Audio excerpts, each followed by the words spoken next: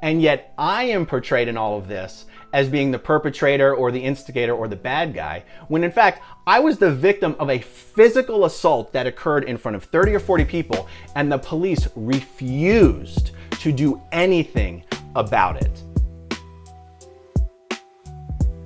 I get assaulted by the boyfriend of a Scientologist. Does anyone think that's just a coincidence? Now, if you ask, how do you know she was a Scientologist? The answer is, because I know her. Her name is Everyone who's a Scientologist here in Clearwater knows who is. They know who parents are. I don't know why her ex-husband's name. She was dating this little dude. And I was like, well, if she's hot, you know she's crazy. Now, I didn't realize how loud I was speaking. I guess the boyfriend heard me say that. He came over, he put his hands on me. He basically said, don't say that again or I'm gonna kick your ass, and you can basically sit there and shut up, or you can stand up and we'll do something about it. Now look, and I sure as fuck wasn't gonna back down, sitting right there at the bar in my favorite hangout. So I got up from my seat and I turned around, and as I was turning around, the guy nailed me in the face. And it wasn't just a one-off hit. We ended up on the ground, outside on the ground. This was in front of like 30 or 40 people. And they got there and I told them what happened. I told them I wanted to press charges. They went off and said, okay, let us talk to some people. They came back and said, people are saying you called her a cunt and he hit you to defend her honor. These fucking cops would not let me press charges. So I eventually let the police convince me not to file a report or not to press charges or whatever would have happened if I had persisted. These facts were not really facts after all. Oh yeah, I punched this guy because he called my girlfriend a I even said to the police officers, I was like, can we use some common sense here? I'm running for city council. I even showed them my petition cards. Thought he heard me calling his girlfriend crazy. She's a friend of yours? They're not friends of mine. Oh, you said you know them? I do know the girlfriend, not the guy. I was at Fusion. By the way, 20 people over there just witnessed it. You don't have to get so close, I'm sorry. No, I'm just saying, 20 people over there. I know what you're saying. I can hear you from there. Okay, fine. So what do you want me to... Just keep going. Okay. I've never even had so much as an extended conversation with her, but I know who she is because we both grew up in Scientology. She said I stalked her like a year ago. I said, do you mean by messaging you on Facebook?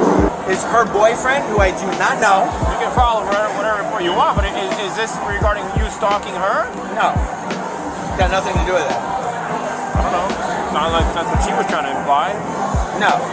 She's drunk. She has no idea what she's saying. Emily just told me that Aaron, the ball guy, was calling the other guy's girlfriend a cunt like 5 times. Yeah, there was an issue throughout the night. Well, that'll do it. So there might be a history there, because as I was getting them to leave, she was going, you're a fucking stalker, I have proof, and blah, blah, blah. And he's like, fuck you, blah, blah, blah. So, yeah, you can't be calling somebody's girlfriend. No, I'm going to say that's going to ruin the night. Fucking mouth too. Alright, so... Oh, here's what she said. I told him about what you did, I don't know, a year ago. Which is, I sent her a lot of Facebook messages because she's super fucking hot. There's no animosity. But she brought up the whole thing about you stalking her. So there's a little bit of animosity. Well, she brought it up. She's fucking crazy. That's what I'm saying. She brought up something that happened 18 months ago. Okay. Where while I was really drunk, I sent her a bunch of Facebook messages. Like, what do you want me to say? I don't know. She's super hot. I'm sorry. But she was trying to de-escalate, and so was the boyfriend. Until he did it the 5th time, the guy sent him down. The word is that you didn't just say her she was crazy, but I heard, you slipped out a couple of, really bad words to this girl. Wait, to the girl? To the girl. Oh, okay. I wasn't even talking to the girl. I was talking to the guy next to me. The girl was halfway down the bar. I wasn't even talking to her. So this is the acquaintance of yours, but you're not talking to her. You're talking to somebody else, but you're talking about her. Correct. And somebody overheard. Well, I mean, I guess her boyfriend overheard. Well, she said she overheard too, so... I believe that.